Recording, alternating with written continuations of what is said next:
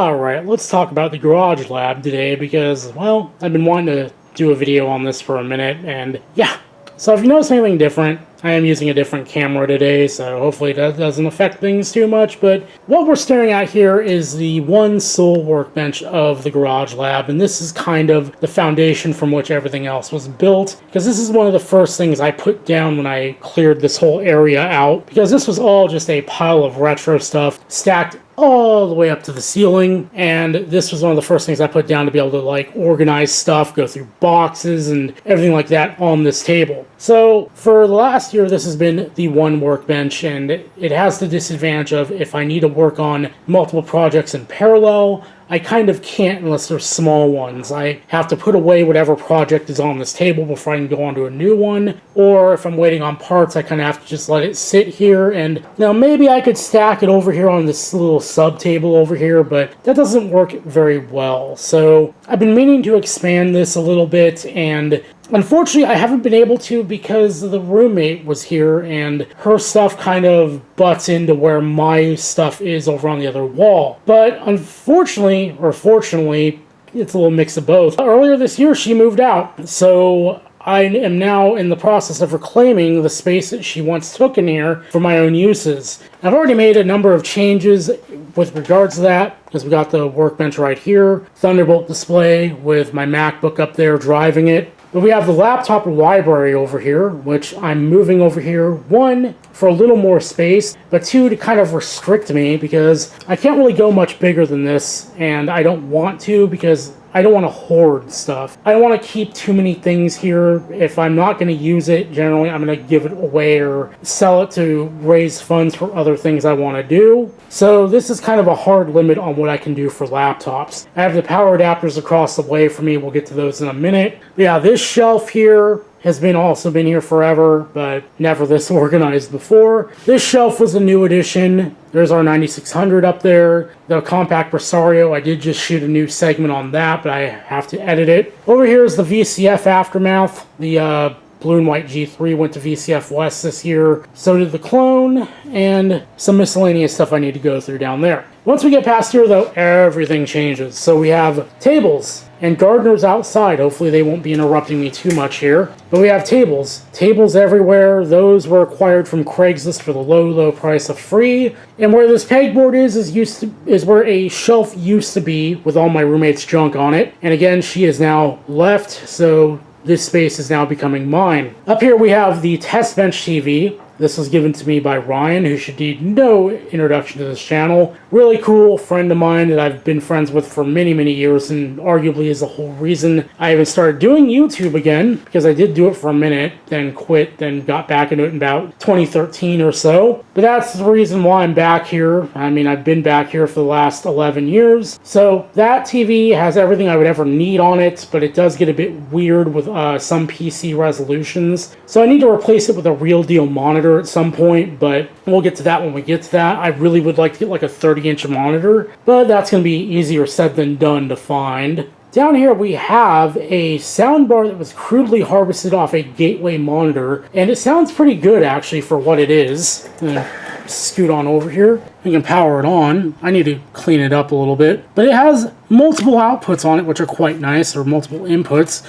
We have our 3.5 millimeter inputs. The gardeners being noisy as crap. Alright, I think they're far away enough now. But yeah, we got all sorts of inputs. I thought I had some connected here, but also if we turn this thing around on the crude little mount I have here, we can see we've got RCA inputs, which is quite nice. Not sure why they put that on here, but it is really nice to have and means I can test other audio equipment on here as well. But this is really meant for PCs that don't have inbuilt speakers, kind of like the Presario that we tested. So pretty awesome little addition. It kicks out some very good sound. I would say it even gives my Thunderbolt display a run for its money. And over here we have various other things. We have the pegboard, which I'm kind of working on a layout for that. Up there we have all sorts of 3D printed pegs, which that's another thing that I've added to the quote-unquote lab, but it's not actually in here because I don't think it would do well in here. A friend from Discord gave me a Prusa Mark III's, and it's been extensively modified, which is why I did that video on the filament runout sensor, testing it out at least, because I didn't know if it was still going to work after the modifications that had been made to it. So I wanted to be sure that it could handle a filament runout gracefully. But I've been printing all sorts of stuff, and it's been awesome. As you can see, I've got a bunch of filament just sitting over there. Mostly used rolls, but I have a new one over there that needs to be used. Printing out stuff like this. Hydrometer. Also a screw tray right there. Awesome little thing, and I love it oh so dearly. I have a tool chest over there. Good old 1-Bit Fever Dreams making a cameo there. Go subscribe to him if you haven't already. These tables were a freebie from Craigslist. I think somebody picked them up from the dump, then used them for a bit, then put them on Craigslist for free if we could go pick them up, and we did. And they're from a classroom, I believe, and they are very sturdy tables. Couldn't have asked for a better table for the workbench here. And then somebody's kind of drilled into them, but that's whatever. I don't care. The only thing I've had to do to these is like de-rust them and paint them so they don't rust again. Down here we have the Windows 95 build. That needs to go somewhere because unfortunately I built this machine to use a Pico Gust because I kind of wanted to play around with those. Found out, well, it has built-in audio that pretty much does everything I would ever need it to do. But worse yet, the onboard graphics chipset, which is an ATI Rage, or not, it's not a Rage, it's a Mach 64, I believe, isn't compatible with some of the DOS games I wanted to run on it. And worse yet, when I went to go run those games on my Windows 98 build, which is the overkill Windows 98 build, they just ran perfectly fine, even though that machine is more of a Windows XP machine than a Windows 98 machine. I didn't expect that to happen, but it did, and therefore this is kind of redundant and I need to do something with it. But yeah, tables, stuff hanging on pegboards. I'm actually printing some screwdriver holders for this pegboard. Maybe I'll insert a clip of that later. But yeah, over here we have this MacBook was acquired from e-waste, and it's actually getting sent back because it is one of those cursed MacBooks, as we can see here.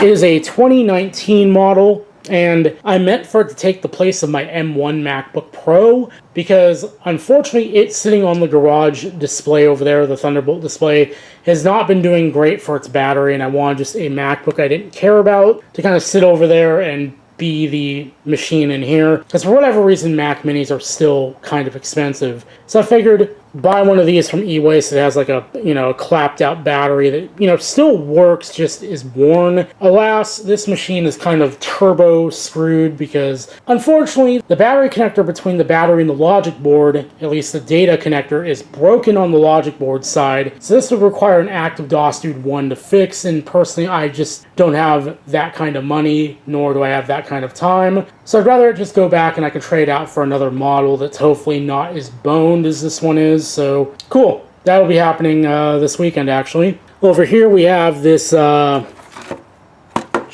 tablet. That needs to go to e-waste. And we have some iPods. Got a couple of 3rd Gen Nanos. I need to figure out what's going on with these. The buttons don't work, and I think I know why. Due to corrosion on the button domes inside. These are not hard to open once you know the trick, from what I understand. So I'm not dreading these as much as I would dread, say, a 5th Gen Nano. Those things were just hell on earth to open. Speaking of the devil, we have a 4th Gen Nano here. I'm not going to turn it over because it has an email address on the back of it. But it does have the black spot, and this is a friend of mine's iPod who I agreed to attempt a battery swap on because I've actually done it successfully on a 5th Gen Nano. I broke the hold switch ribbon, but I kind of know what not to do next time. So hopefully this will not be that much harder to do. But wrapping things up, if we go down here, we have drawers of components. Those are tools, kind of unorganized. I need to go through those. Here we have like USB drives, including this very fancy looking one there. The blue SCSI with the ribbon that looks like the Pride flag, which is awesome. I love that. We have FireWire and USB cables along with my current testing equipment down here. Video cables. Kind of a catch-all for everything right now. I've got these cables here, a SCSI card, some Molex to SATA and SATA connectors over there. Laptop power adapters with a PowerBook battery, and just regular power cords. And over here I've got this Steam trunk that I need to figure out what I'm doing with, along with an MDD power supply that surprisingly has not been recapped and still works. Somebody is getting that. I actually am taking it to an e-waste facility where they're going to meet me, and they're going to take it off my hands. Awesome. Along with some other stuff over there, but that's neither here nor there. Along with an iMac that was supposed to be at VCF West this year, but unfortunately got a bit shy and the power supply checked out before I could do anything with it. But yeah, that's really it for this video. Just showing this off real quick, and hopefully you enjoyed it, and I'll see you guys later. And if you wanted to see the Prusa doing Prusa things, here it is. Printed in this lovely blue color here. Blue is my favorite color, so I was very happy about that. Because normally these are orange.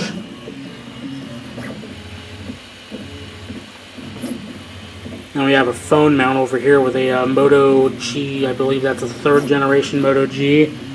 Just pointed at this so I can tap into it with Droid Cam and monitor my prints from the other room.